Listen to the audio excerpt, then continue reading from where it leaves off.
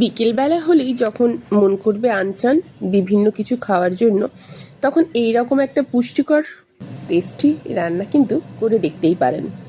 কি আছে এর মধ্যে, কি নেই এর মধ্যে বলুন। সামান্য 5-6 টুকরো ছিল মাংস, সেটাকে আমি গ্রাইন্ডারে পেস্ট করে নিয়েছি। একটা কড়াইতে অল্প করে পেঁয়াজ ভেজে নিয়েছি। চাইলে এখানে পেঁয়াজ ভাজার জায়গায় কাঁচা পেঁয়াজও আপনি দিতে পারতেন, সাথে কাঁচা লঙ্কা। আমি কিছু সাধারণ মশলা দিয়েছি, মাংস দিয়েছি, পেঁয়াজ ভাজা, লঙ্কার গুঁড়ো, কাশ্মীরি লঙ্কা, আর কাবাব মশলা, নুন, গোলমরিচের গুঁড়ো। আর কি দিয়েছি, ঘরে থাকা আলু, ফুলকপি, বিনস গ্রাইন্ডারে কিছুটা হালকা পেস্ট করে নিয়েছি, সেটা দিয়েছি আদা পেঁয়াজ রসুনের বাটা।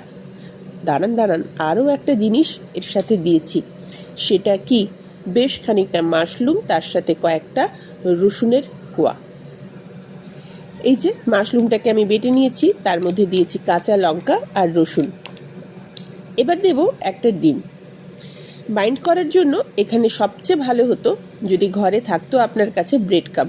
আমার কাছে ব্রেড কামও ছিল না, পাউরুটিও ছিল না, তাই আমি অল্প লেবু দিয়ে বেসন দিয়ে নিলাম, আর দিলাম সামান্য একটু সয়া সস। ওই যে কালো কালো দেখতে পাচ্ছেন, ওটা হচ্ছে সয়া সস। আর বেশি করে আরও একটু গোলমরিচের গুঁড়ো। তারপর এটাকে খুব ভালো করে মেখে নেব। ওই যে বললাম না, এখানে একটু ব্রেড কামের প্রয়োজন ছিল, আমার কাছে ব্রেড কাম নেই বলে ব্রেড কাম যদি দিতেন মাখাটা তাহলে আরও একটু শক্ত হয়ে যেত আর ভীষণ সুন্দর হতো। ভাজার সময় ফ্রাইং প্যানে কতটা তেল দেবেন সেটা আপনার ব্যাপার, আমি কিন্তু খুব বেশি তেল দিইনি। আমি আমার মতো করে আমার ইচ্ছে মতো সাইজ দিয়ে এটাকে ভেজে নিলাম। আপনাদের যেমন ইচ্ছে হবে সেরকম করে দিয়ে আপনারাও ভেজে নেবেন। আমি একটা ভুল করেছি। ভুলটা কি, নিচে যে গ্যাসটা আমার নিভে গেছিলো আমি খেয়াল করিনি।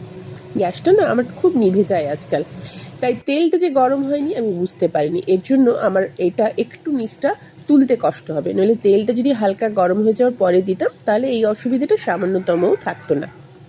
একটু দেখছেন না নিচটা লেগে গেছে। যে কোনো জিনিস রান্নার সময় তেলটা গরম হলে সেটা তুলতে কিন্তু সুবিধে হয়। আপনাদের তো আর এটা হবে না। এবার দেখুন সবগুলো বড়াগুলো ভাজা হয়ে গেছে। কি নাম দেবেন সে নামটা নইলে আপনারা নিজেরাই দিয়ে নেবেন। সাথে দিয়ে নিলাম একটু সয়া সস। এই সয়া সসটা এই রান্নাটার টেস্টটা কিন্তু আরও অনেক অংশে বাড়িয়ে দেবে। সবজি রয়েছে, মাশরুম রয়েছে, সামান্য মাংস রয়েছে, কি নেই এর মধ্যে। প্রথমবার ভিজেছিলাম এগুলো, দ্বিতীয়বার মনে হলো দাদার মেয়েকে দুটো করে দিই, তাই তার সাইজটা একটু অন্যরকম হয়েছে। অল্প একটু মাখা ছিল তো, তার জন্য একটু ভেজে দিলাম, তারপর তারটাও তুলে দিলাম। এই যে পোড়াটা দেখছেন, এটা সয়া সস দেওয়ার জন্য। দুটো প্লেটই আমি করেছি, আর আমি করিনি। কেমন হয়েছে খেতে? কিন্তু ভীষণ সুন্দর হয়েছিল, সত্যি সুন্দর হয়েছিল। অল্প 4-5 টুকরো মাংস কিন্তু করে ফেলতেই পারেন।